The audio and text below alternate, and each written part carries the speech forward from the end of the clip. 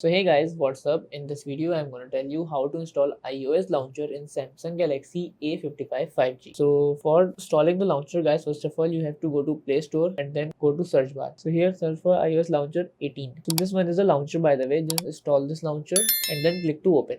After it, allow the permission guys.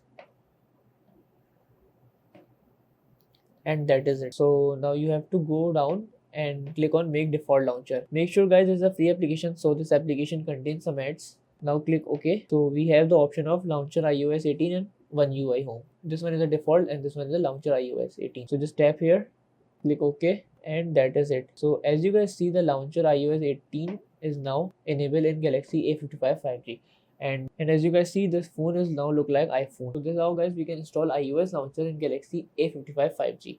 So that's it guys about the video. If this video helped you, kindly like the video and follow us for more tips and tricks. See you guys in the next video. Take care.